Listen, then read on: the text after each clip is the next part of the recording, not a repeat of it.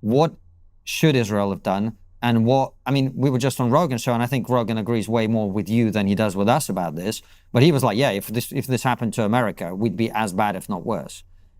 I don't know. I don't know. We could get into that. But let me just say, I'll say this first, and then I will very directly answer your question. But first, I will say, I don't think it's like, I get what Bassem was saying to you about that too. Like, I understand the argument of being like I could say the example I made at that Charlie Kirk event, with the now infamous Charlie Kirk event, but the comments that I made was like, hey, look, if you're pro-life, it's not like incumbent on you to have a plan for the baby's education or daycare or something like that. Like, you could just say, I'm against this option because I find this morally unacceptable. And then you figure it out for the rest. So like, my point is like, you can't just oppose what Israel did to Gaza and not have to come up with a solution. But I think it's also a fair question to ask. Well, I think it's fine to say this is morally over the line. No, not really, because ultimately they have to do something. Okay, well, fine. But no, I also, saying that, I also think it's an interesting question and kind of a thought experiment. So I can go to October 8th. I can't change anything that's happened before that. I have to inherit that world. Yeah. And then what would we do after October 8th? Well, look, I do think first and foremost, I think Netanyahu should have resigned in disgrace. Netanyahu's entire political career has been very openly built around thwarting the establishment of a Palestinian state. Forget about Netanyahu. No, but this isn't, you're asking me the question. I'm not asking what Netanyahu, I'm saying what should Israel have done? Right, well, he's the prime minister of Israel, so this is part of it. Fine, Netanyahu resigned. Look, also just the fact that Dave Smith is now appointed prime minister of Israel following Netanyahu's resignation. But look, what does Dave Smith do? Well, sure, but I'm just saying, also the fact that it was his whole plan to prop up Hamas and keep them in power. That should be enough that you get out of the way now. Fine. First off, there should be a real investigation, man. And this is, this is something that still to this day, I know, of course, look, obviously there's a million clips of Charlie Kirk saying how much he loves Israel, and then there's other clips and they're all circulating. But his first reaction on the Patrick Bet David podcast, which he did he said that again later at speeches and stuff, was like, it is kind of bizarre that, and I've talked to military experts who have said the exact same thing. And they've been like, look, there is something, and I'm not alleging anything. I don't know, I'm not saying it was a false flag or something like that. I don't think that's the case. So what do you think it is? What is it that you think an investigation will uncover? Well, the massive intelligence failure, how the most surveilled area of the world got into the biggest fortress in the world, and there was such a long delay in areas of a response. That really should, But what do you think that likely points to? I really don't know. Because everyone we've spoken to goes, we've spoken to former soldiers, people who've served in the IDF, all kinds of people like that, and they basically say, look, we messed up on a whole set of levels. The intelligence people like Yossi blame the IDF blames someone else. And that tends to be how these things go down, really. But I also, with all respect, do get the sense that quite a lot of people that talk about, well, why did it take them 6 hours to do this and that? We've had former British paratrooper on the show who goes, well, look, in the UK, we've got, I don't remember the exact stats, but we've got X thousand soldiers who are on prime active duty. But that's a 24-hour call-up situation. Right. We don't have, thousands of people on a 1-hour response time. When they're in the barracks, they just pick up a rifle and head to the front line. So I think there's some pretty reasonable explanations for how that could have happened.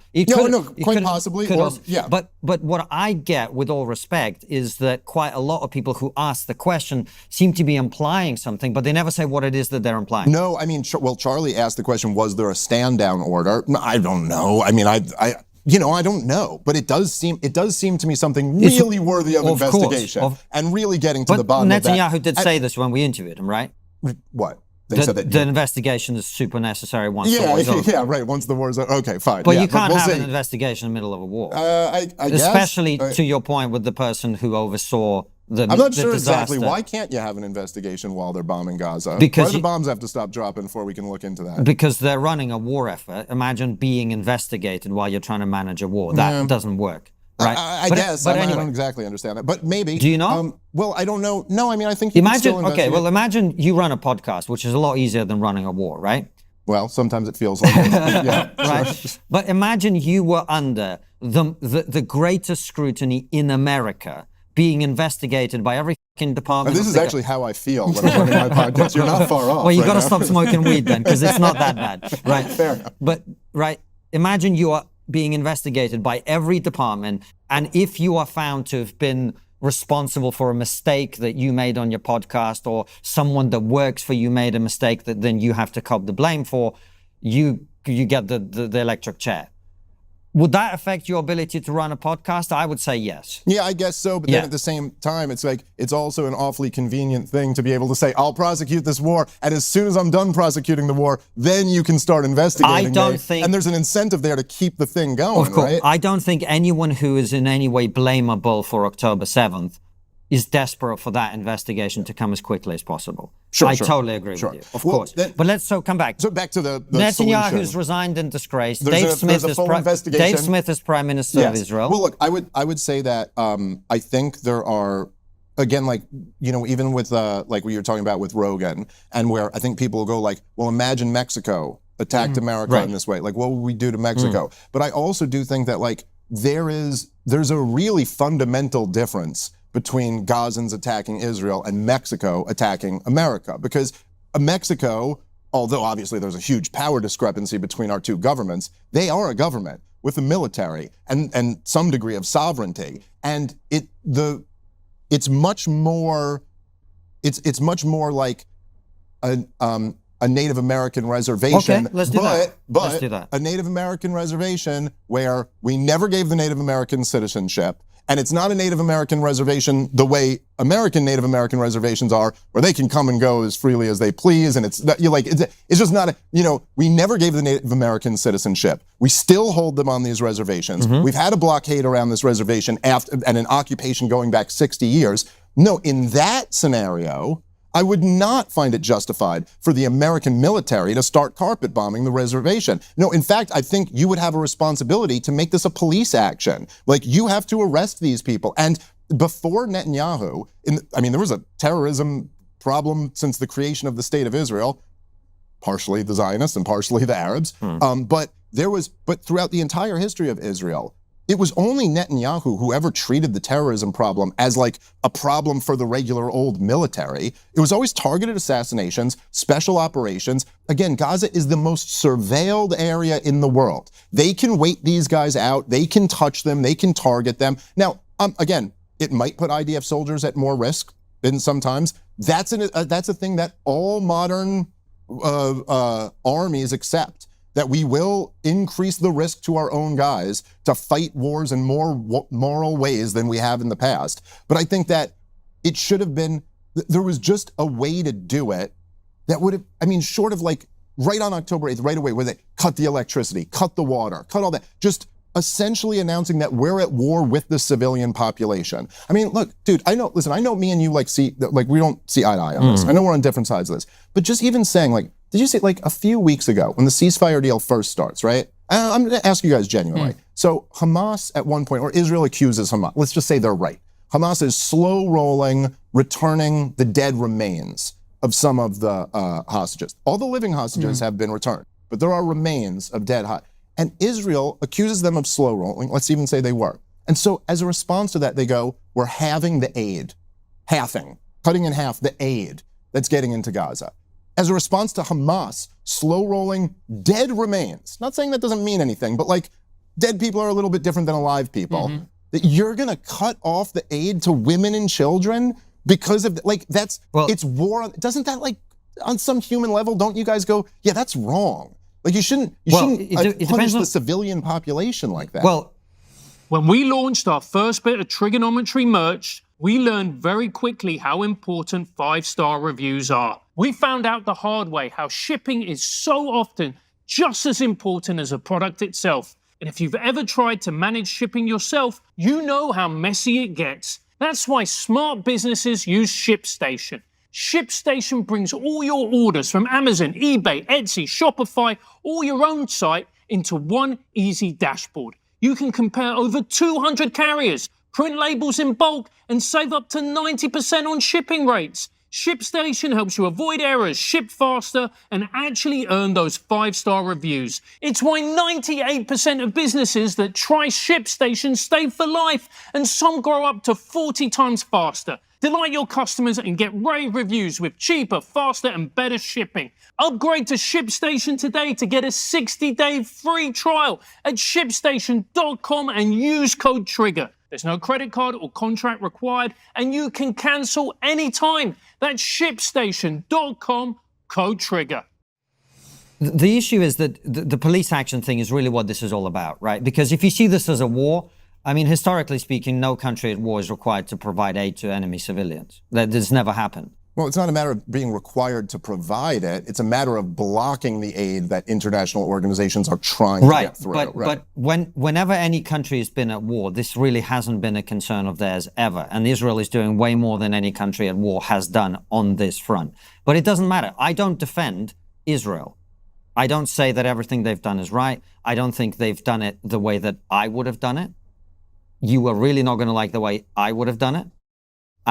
But what I'm trying to find out from you is, you say police action, and that's, we had this debate, but not face to face, where we exchanged videos on this, right? And we talked about Native American reservation, and you say police action.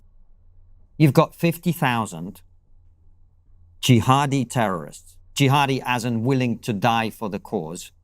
Is that fair? You shake your head. Maybe. I mean, I don't know. I don't think any of us really know for sure. But yeah, I think the Israeli government was claiming something like that. Are you disputing the numbers or the jihadism? I just don't know. I don't know what the number of jihadists who are willing to die. I just don't know. It's the number you're unsure about. Yeah. Okay, so it's not the jihadi part. It's the, no, there are jihadists, obviously. They are prepared to die. Yes, there are. So you've got, can we say, just so that we do agree, like 40 to 50 or 30 to 50? Maybe sure. Yeah, let's say for 40 the sake of argument, sure. 40 to 50,000 people in a highly geographically concentrated area, tiny area, right? Tiny area, 50,000 people with pretty sophisticated weaponry, actually. IEDs everywhere, booby traps everywhere, anti-tank missiles, sniper rifles. This is a militarized terrorist organization. Do you really think you can deal with that in a police action? Well, I think you can certainly deal with it with targeted assassinations, special operations, the way Israel's dealt with their terrorism problem for their entire existence. But the point, again, about this is that I think that when if you occupying a country, let's say like after a war, you occupy a country for 6 months or for a couple years or something like that. Israel's been occupying the West Bank and Gaza for longer than the Soviet Union occupied Eastern Europe. It's a 60-year, and at a certain point, you're like, like there was this big thing where they just voted to annex the West Bank when J.D. Vance was there, just to be disrespectful to America. Even though they're our welfare country, they can still disrespect our think about the most basic of asks from America. Like, could you just not annex? But look, the truth is, it's already been annexed. All of this is Israel. Israel's had, and yes, just come back to the police action. There's an obligation at that point that these people are your people, whether you acknowledge that or not. When you've had control of them for 60 years, you're the sovereign in these areas, then I think... But how do you police 50,000 armed jihadis? How do you deal with that as a police action? Imagine you had the Native Americans. They were pretty badass boys when you guys first came here. Imagine you had 50,000 of them in Manhattan, right? And they just went on a slaughtering and raping and rampage, right? And then you're going, let's send in the cops. I don't know that there's anyone who thinks that's realistic. All right. Well, I mean, I don't know. But tell me how that's realistic. I'm open to it. Well, I'm just saying that, look, as I just said, Israel has a long history of targeted assassinations and special ops. But it's different. Because October 7th is a different level of threat to anything that's ever happened before. You kept these people occupied for over 60 years. You never gave them but citizenship. We already baked all of that in. Yeah, I know. But I'm just making the point that whether you think it's logistically difficult to do or not, the truth is that they just destroyed the entire strip. I don't think it's... And Hamas hasn't been eradicated anyway. But that's I agree with. But what I'm saying is it's not logistically difficult. I just think it's wishful thinking to imagine that a threat... So here's how I see it. And you tell me where you think I'm wrong. Sure. October 7th happens. If you're the Prime Minister of Israel, you shit yourself. You go, fuck, we're being invaded. Our people are being slaughtered. You might also be worried about the blowback on you. You were in charge. I hear all the things that I think you might say. And then you go, we can't live with this. That's what any president or prime minister of a country that had been invaded in that way would say. We cannot have this on our doorstep. I don't care about history. I don't care who's right, who's wrong. We can't have this, right? The people who did this, the people who funded this, the people who orchestrated this, the people who participated in this, they need to hand themselves in for justice, or we're going to kill them all. That's what America would do, right? I think that's a fair claim. I don't know. I don't know about that. But I mean, look, I mean... So then they go in, and they are trying to eliminate Hamas. They're not trying to go in with special forces and take out Sinwar. They're not trying to take out this guy or the commander of this. They're trying to destroy Hamas. That's what they're trying to do. Now, if you think that's not the right reaction, I understand. I think most people would say, if this has happened to your country, America, Britain, that's what the overwhelming majority of people would demand of their government. If the Native Americans had done this, that would be the nature of the response. I don't believe it's credible to say that can be addressed on a policing basis. That's a large-scale military operation, and there's no other way to do it. What can be accomplished? Destroying Hamas. Degrading Hamas to the point where he just can't come back. Yeah. Now, I don't think that's been done, but okay. I mean, so look, I mean, I guess in your view, I wouldn't be able to degrade Hamas through police action or special ops or something like that. And in my view, it's like you're also not able to degrade Hamas. But my view comes with the bonus added of not slaughtering 100,000 people. So that's kind of the difference. But let me just say, can I just, to your point, because I get what you're saying, and I do think there is something. They have degraded Hamas, though, Dave. It's like they've killed a whole lot of them and probably created another generation of Hamas that they will be fighting for years to come. And we'll see how this whole thing works out. I'm getting very interrupted. I get excited. No, it's fine. Yeah. I'm guilty of the same thing. But I will say that, like, I do think there's this tendency for people to say, like, well, look, if you want to put yourself in the and me and Coleman talked about this a bit, but like, if you want to put yourself in the Israeli shoes, like, I'm fine with that. I think then we should also put ourselves in the Palestinian shoes, and then we should put ourselves in the American shoes, or the British shoes for that matter, because that's what I really am concerned with. So I would say, first of all, I think it was Aaron Mattei, actually, who had the line, which I really liked a lot, where he said, in order to buy Israel's the justification for this, you have to accept the premise that nothing can justify October 7th, but that October 7th can justify anything. And there is something where you go like, look, okay, I'm sure Israel could look at October 7th and say, we find this to be intolerable and we are entitled to a violent response. And if some innocent people get killed in that violent response, well, I'm sorry, but this just happened to us and we have a right to do that. You could get there from the Palestinian perspective too. It's different. And although, well, it is, there are differences, but although— But the differences are what matters here. Okay, well, I don't know. I'm not sure they are, but so go ahead. Here's the difference. The difference with, say, you mentioned, for example, the Soviet Union occupying Eastern Europe. Mm-hmm. When Eastern Europe wanted to break away from the Soviet Union, they didn't invade Moscow and rape women. They didn't take hostages. The difference is that armed resistance, look, man, we're men. If people came to our place and started putting us in chains, we'd rise up, we'd pick up a rifle, we'd engage in armed resistance. But when you deliberately target civilians, it's not the same. It's not the same as dropping bombs on terrorist houses who deliberately put their families in those houses. It's not the same. And that's the difference. Yeah, see, I guess if it wasn't for all of the reports over the last 2 years, then like maybe I don't know. Is it that different than IDF soldiers taking target practice at kids, as multiple doctors in Gaza have reported? Is it that much different than the, what was it called, the Where's Daddy AI scheme, where they were following the terrorists back to their homes to take out their families too? I mean, like, no, I don't.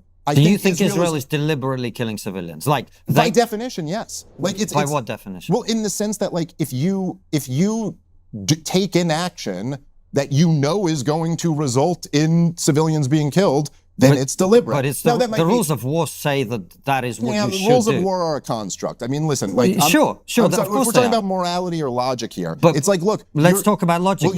Well, you're again, all the reports, I mean, which you could go through, you go read Dave DeCamp's reporting for the last 2 years, and every single day there's been an article about another atrocity that was being committed against them. Now, there certainly is a difference between, like, the primitive nature of Hamas's attack and the barbaric nature of Hamas's attack, but at the same time, the end result of it is innocent people being slaughtered. I know it is. And that is, But there is a difference between Nazi Germany attacking Poland and the Western allies responding. Would you agree? There is a difference. There's a difference. They both result in people being killed, but there is a difference. Because it's about the conduct and who initiates that particular phase of it, right? Is that fair? Yeah, but I think that... So I mean, this is the mean, difference with October the 7th. This is why it's a different category of violence, in my opinion. Because you've got a situation where a band of terrorists deliberately invade another place, and they don't attack. I mean, sure, they attack some They killed a bunch of IDF people. They attack some IDF facilities, but really, it's about taking Israelis hostage, raping them, killing women, killing children, dragging them off to the dungeons and holding them there for power.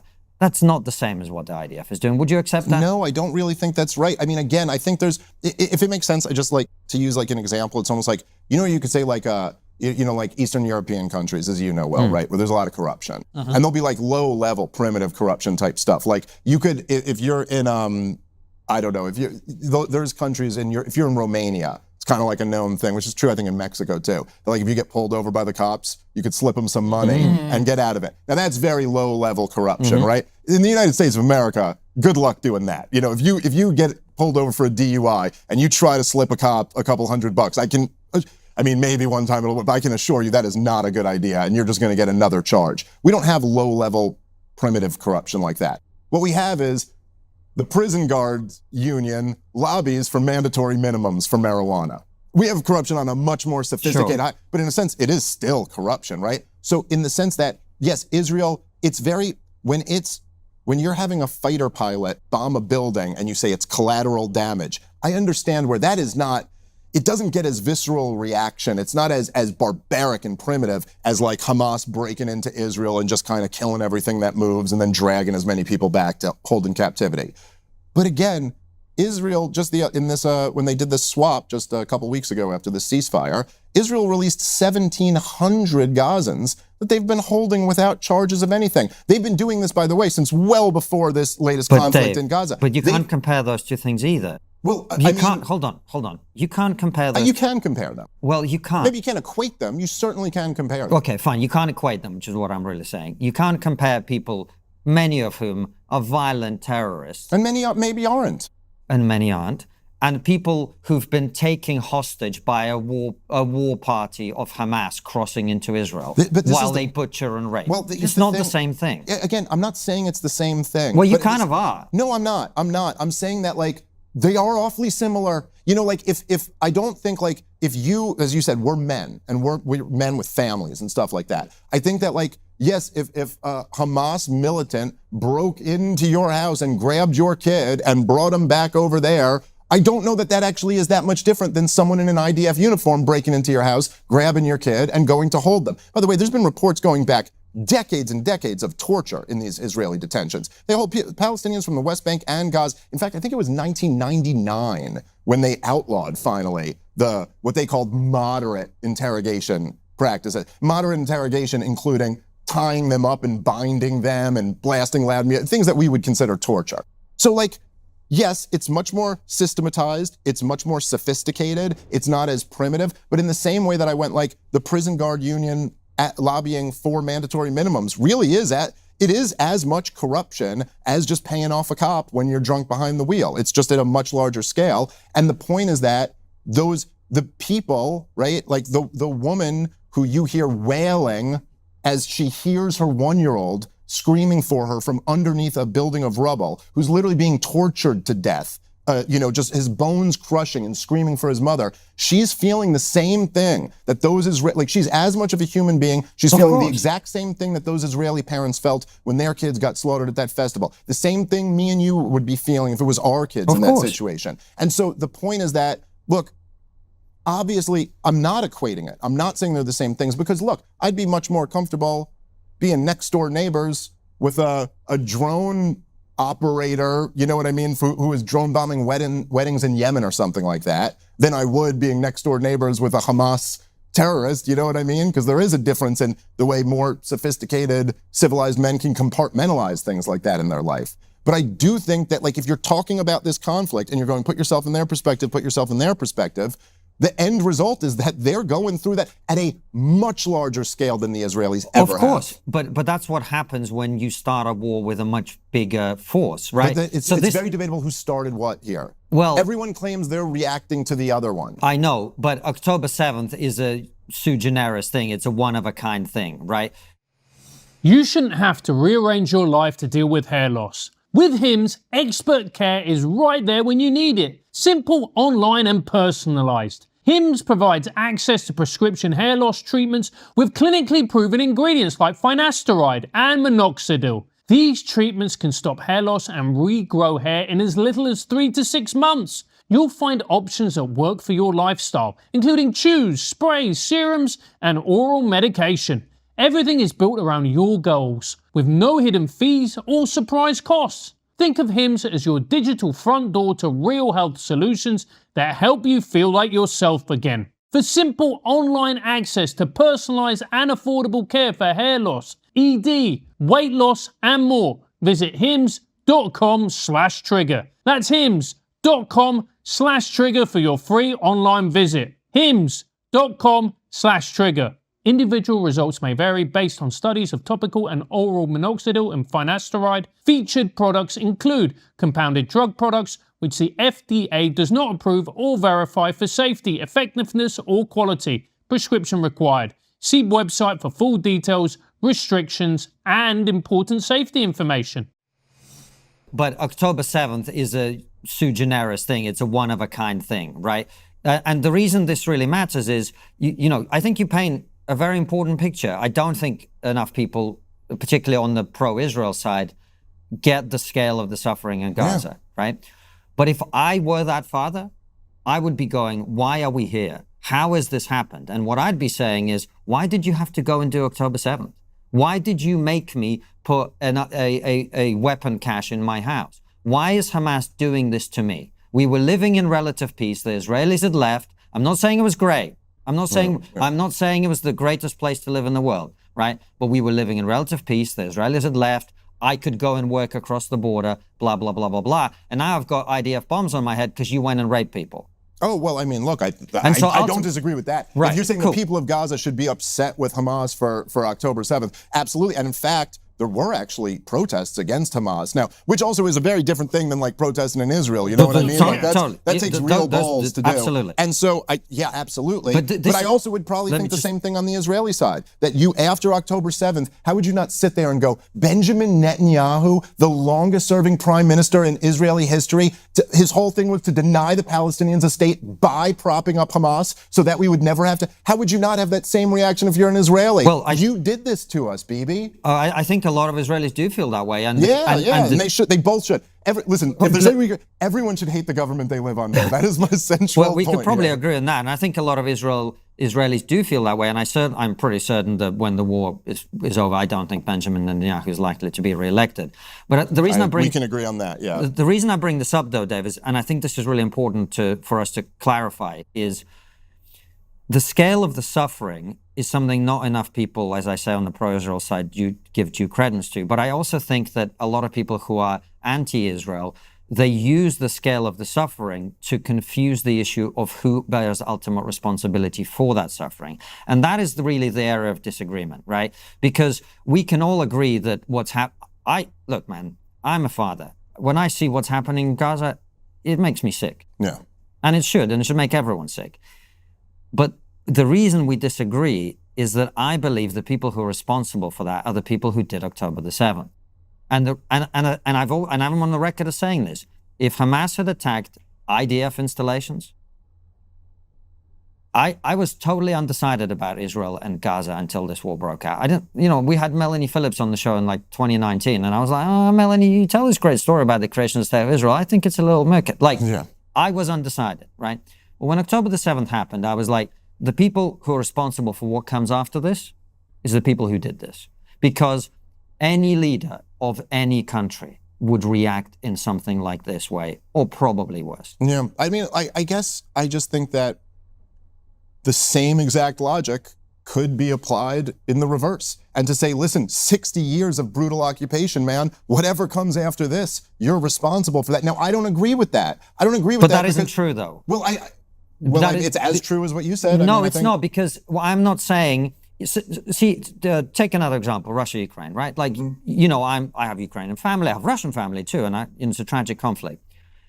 They're engaged in a brutal war, and it's a much more parity war. Therefore, it's much more brutal, actually, right? There's way more people, men on both sides, being killed. If Ukrainians, who I support, went on a rampage in western parts of Russia and started raping women and taking children hostage, I would be like, there is no fucking way this is justified. There is no oppression, killing, butcher, murdering in Ukraine that Russian soldiers have done that justifies this. This is an outrage. This is completely unacceptable. It's a different type of thing to the conflict you've been engaging in. And if you do this and the Russians then go ham, you caused this, is how I'd feel about it, right? Yeah, and that's the difference. Yeah, I guess I just don't. So certainly what I would agree with is that, right, like no matter what, and I think this almost just comes down to like individualism versus collectivism. Like you don't have a right to just kill innocent people, no matter how much you've been suffering. Like it doesn't matter, even if the Israeli It depends government. what happened. Well, I'm saying that say like in the example of Hamas or in the example you just used with Ukraine, Right. it doesn't matter. Like it doesn't matter how brutal the Israeli government's been to you. You still can't just go kill teenagers at a festival. Like it's not just a justified response. Sure. So I completely agree with Right. you on that. But then also, as I said before, cutting off aid to the civilian population who's war torn after 2 years. How much aid is Russia providing to Ukraine right Wait, now? hold on. Let me just finish my point here. Cutting off that aid is also not a legitimate response to like Hamas slow rolling the dead remains of civilians. Okay, so And but is, like, this is what I'm saying to you, is Russia's not providing any aid to Ukraine. yeah, but also doesn't have a blockade around Ukraine. As much as it can, it does. They Well, deliberately... Ukraine has been there's been no shortage of aid that's been getting into because Ukraine. we are trying to help, but the Russians have done everything possible to cut off rail tracks and the supplies and everything. They're bombing logistical infrastructure in rural I western 100% Ukraine. think that if Russia's Russia's not providing any aid, I and no agree. one's saying, And why aren't they providing aid? Yeah, but they have also two nobody's countries. defending what Russia's doing. Nobody here is saying like, well, okay, maybe not nobody. Have you been to Austin? Okay, fair enough. To Washington, D.C. Okay, fair enough. Well, look, even that, Washington, D.C. has been funding Ukraine to the tune of hundreds of billions of dollars over the last But that's few not my years. point. My point is no one is criticizing Russia for not providing aid to Ukraine. I think no that- one is criticizing Russia. I think people have. They're all over the criticizing Russia civilized for world invading, yes. but they're not criticizing them for not providing look, I aid. No mean- one says they have a duty to feed Ukrainian civilians. Well, it's also because the Ukrainian civilians aren't food insecure. They don't need. I mean, it's like look, like you said, there's more parity in that conflict. It's been much more military deaths on military deaths, and so it's just not the same dynamic. But yes, look, if Russia had Ukraine under a full blockade and then they invaded Ukraine and they weren't letting food in from the international community, absolutely, you would say you have an obligation to allow this aid in. But they You wouldn't. can't- But they Sure, wouldn't. And okay, fine. And no other country would either. Well, I don't know about that. I don't think no other country when would. the US was fighting in Iraq, they cut off electricity and water to the cities that they were sieging. It's what everyone does. Yes, to certain cities. It is. Okay, but yeah, but It's also, how you fight a war. Yeah, but also, okay, you would. That's why war is terrible. Okay, by but the way. also, yeah, I agree with that. But so also, you didn't have George W. Bush going to the army and calling them Amalek. You also didn't have like people in the highest levels of the U.S. government floating out plans of ethnically cleansing all of Iraq and then taking it over for ourselves. And there's just many different things in this conflict. But yes, we're all in agreement that the war in Iraq was sure terrible. So that's not really the moral standard. I've for been any of us hogging to the look mic to. for like an hour. Sorry, Francis.